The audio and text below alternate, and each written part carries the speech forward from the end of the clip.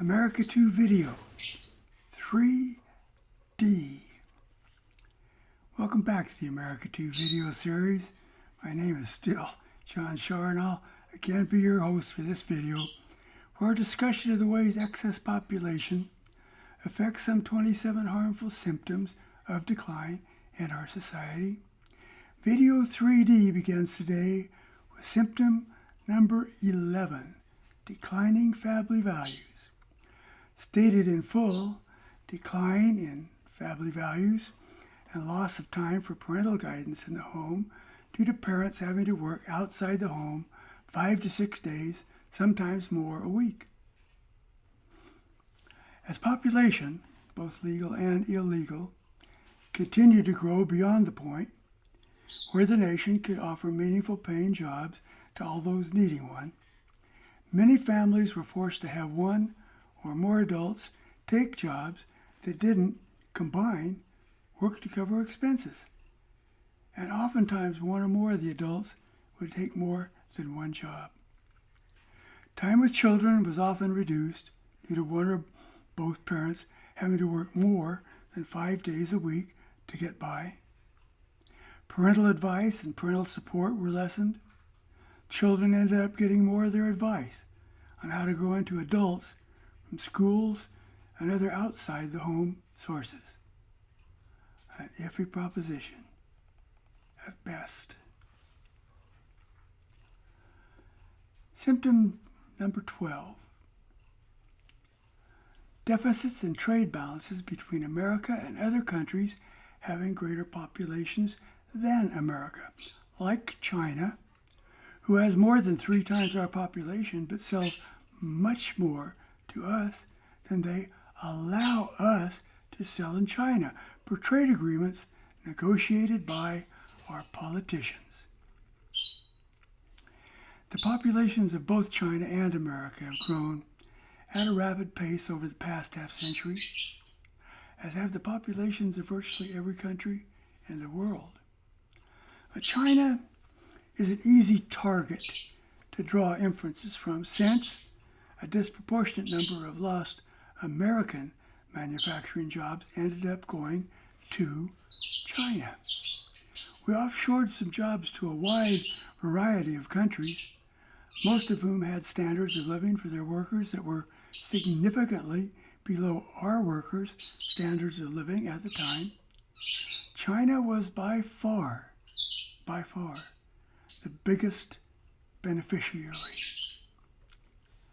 China has more than 3 times the number of people that America has. So logically, if the playing field were level, America should be able to sell 3 times as many products of every kind to China as China is able to sell to America. This is not the case, however. China only allows about 1/3 as many American products to come into China as China exports into America. That's about a 6-to-1 disadvantage for America. Now, part of this is to be expected. After American companies moved their production facilities to China, China was able to make more of many things than the companies that stayed in America were able to produce. And supply and demand then moved many markets once dominated by America to China, who has taken full advantage of these changes for their benefit. But beyond that, China's trade negotiators have routinely shown themselves to be far superior to America's trade negotiators. China does not allow free trade to exist between America and China, but places artificial limits on how many of individual products American companies are allowed to export into China, the supply to China, regardless of the actual demand by Chinese citizens for the American-made products. Now, this is not officially the same thing as China placing a tariff on American products, but it has the exact same effect in terms of making it harder and more expensive for American producers to sell their products in China. At the same time, China sends politicians and lobbyists to America to persuade members of our Congress and administration not to do the same thing in America that Chinese-made products that China's producers are able to do to American-made products. Our politicians first tilted the playing field to provide an ongoing advantage in trade when they supported the American companies relocating to China in order to escape taxation and having to pay any employee benefits to the Chinese workers. This gave China a built-in advantage in the supply-demand equation by increasing significantly how much production, supply, occurred in China versus how much production, supply, occurred in America. That, in turn, allowed China to improve its ability to employ its citizens, while at the same time making it harder for America to provide meaningful paying jobs for its citizens.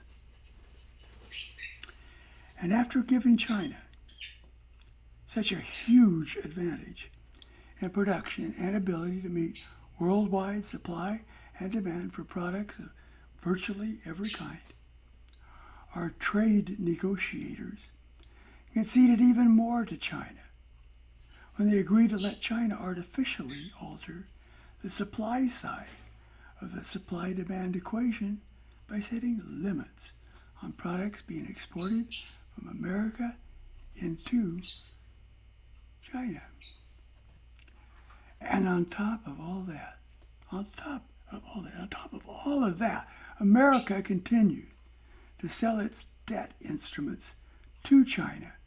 We print up more inflated, devalued dollars in the way of treasury notes. So, in addition to holding the short end of the stick trade-wise, we now also owe China a significant part of our national debt. They now have us coming and going, and no one in our government seems to want to change this. You have to wonder why. And maybe you already know why. Symptom number 13. Unresponsive government, gridlock, and government that ignores the greatest needs of America's citizens. Population growth beyond what America can supply in terms of meaningful paying jobs for its citizens has the politicians now scrambling to put patches on all the leaks that keep springing up throughout our economy and our nation.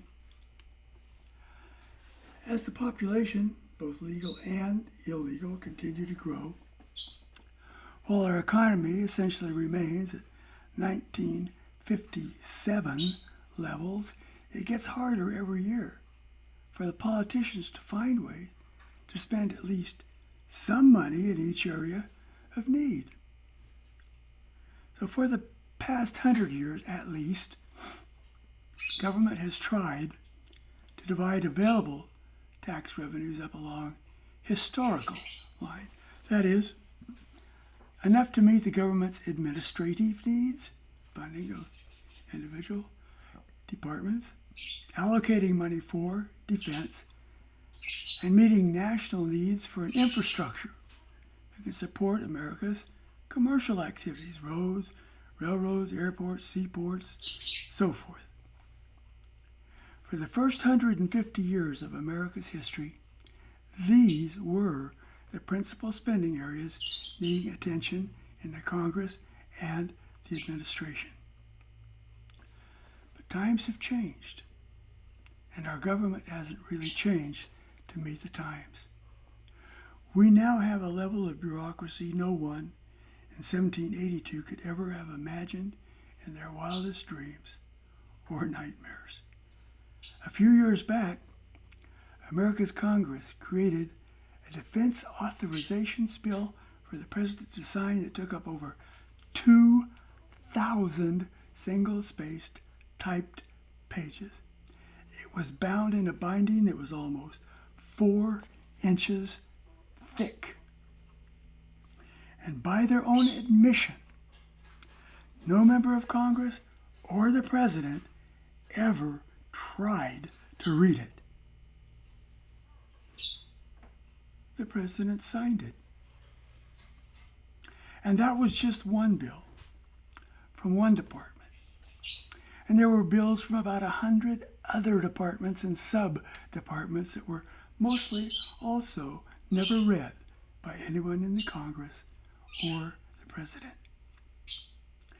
There are now so many departments that didn't exist before, and an infrastructure that is certainly 1,000 to 2,000 times greater than before, and a national defense made more frightening and expensive by the addition of nuclear, chemical, and biological weapons, that the original 3 areas of need outlined at the beginning now require pretty much all of the taxes that come into the government.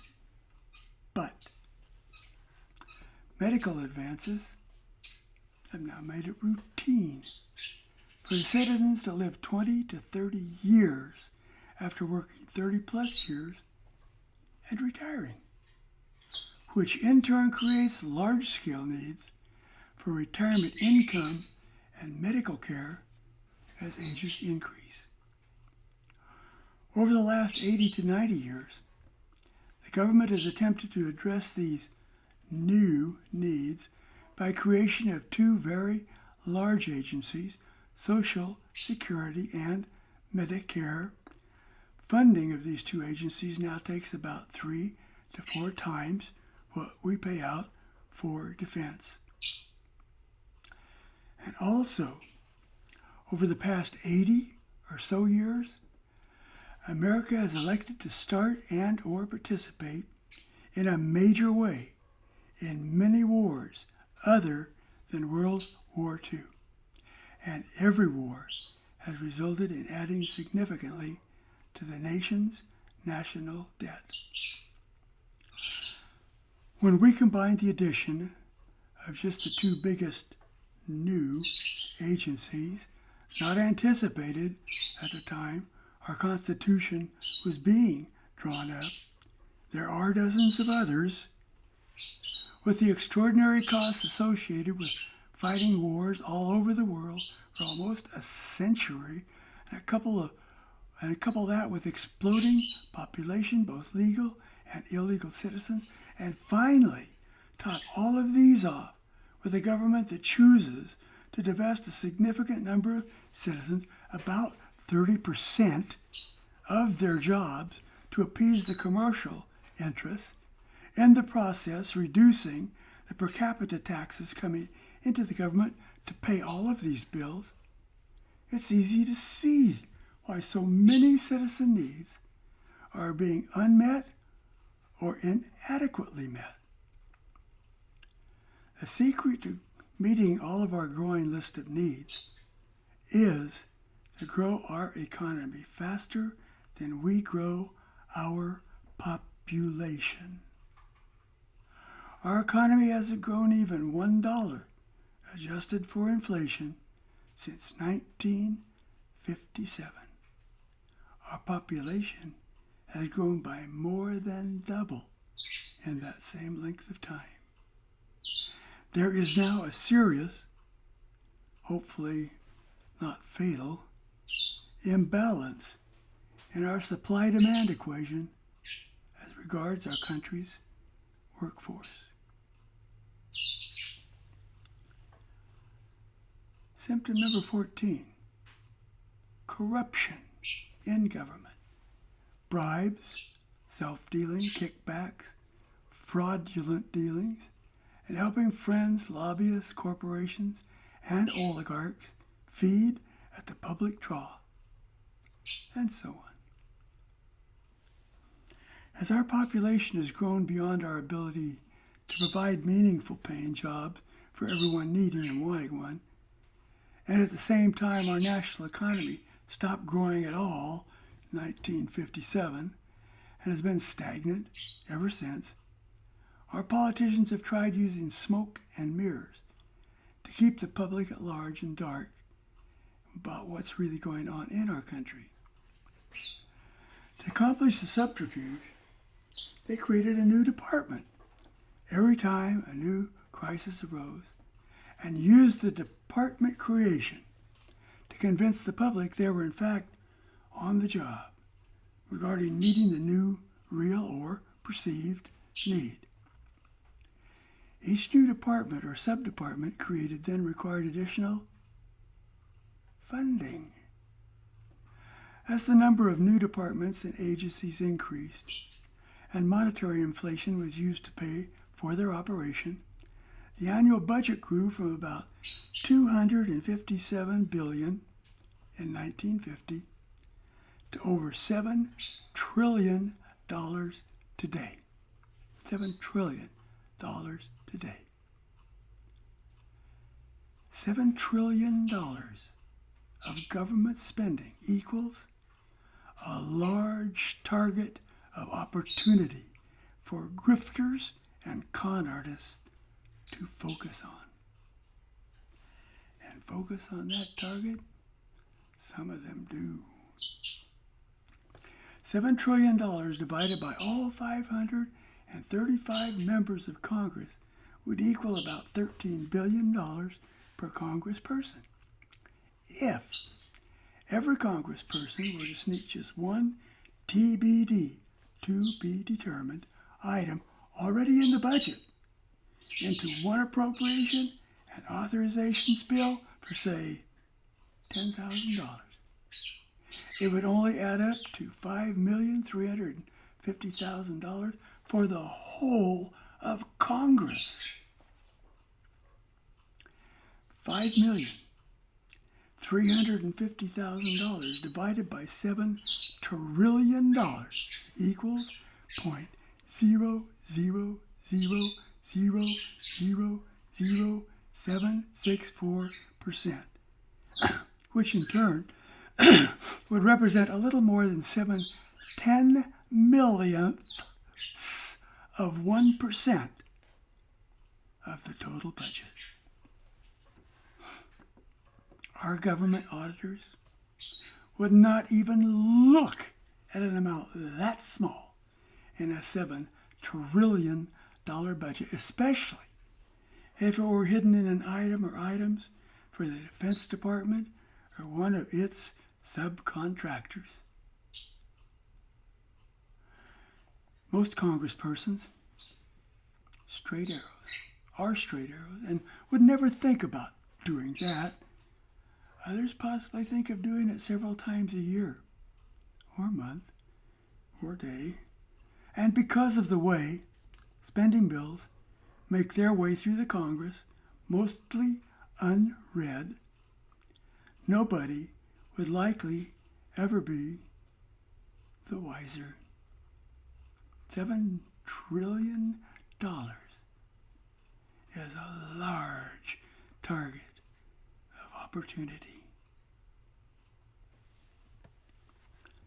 Symptom 15.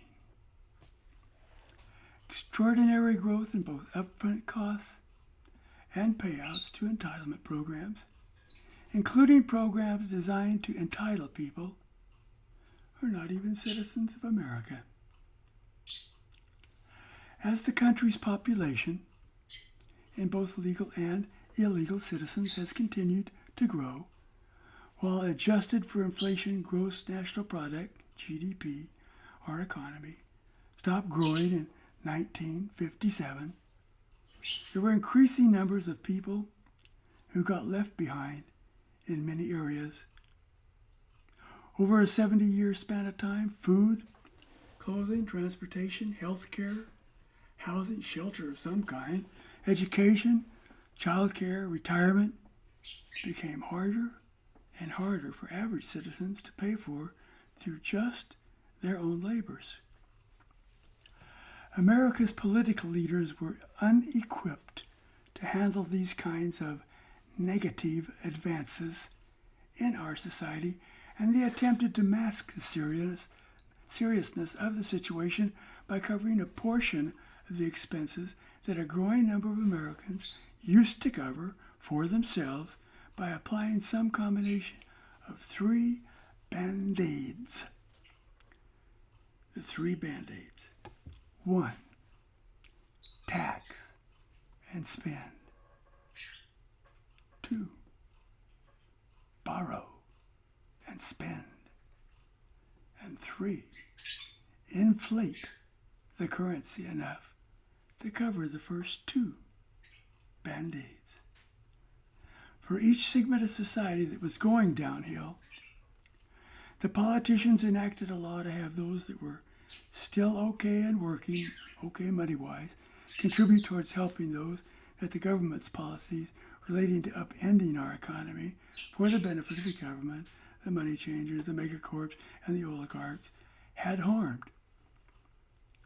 Citizens that had been damaged by the government's actions when the government destroyed our once robust economy were still deemed entitled to a share of the nation's wealth without regard as to whether they were still in a position to help create any of it.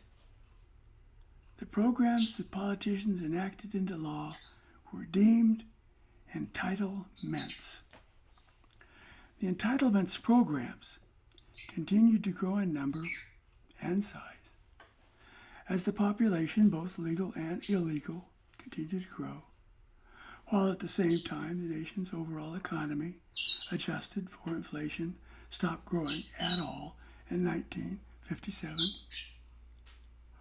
Over a 70-plus year span of time, the politicians, both parties working together, managed to replace the once robust economy that originally made America the envy of the world with an economy that really only works for about 1/2 of the country's citizens. The other half of the citizens live mostly off of entitlements, not by choice, but because that is all of our present economy that is left to them.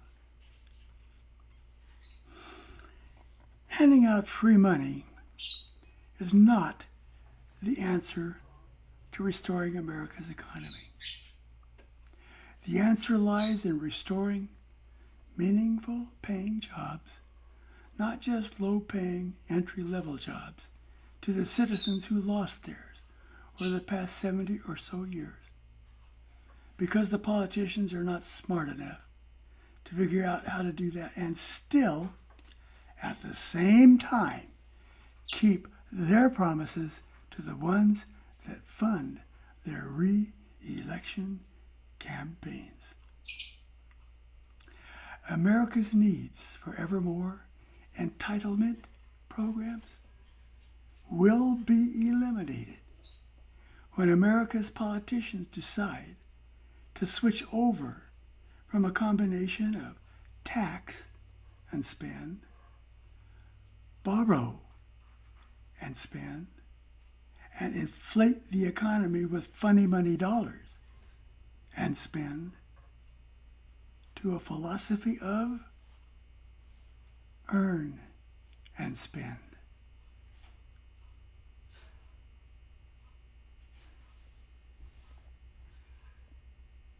Thanks again for looking in. Thanks for watching and listening. And thanks for caring about our country and wanting to see it, America, and us, become all that we can be.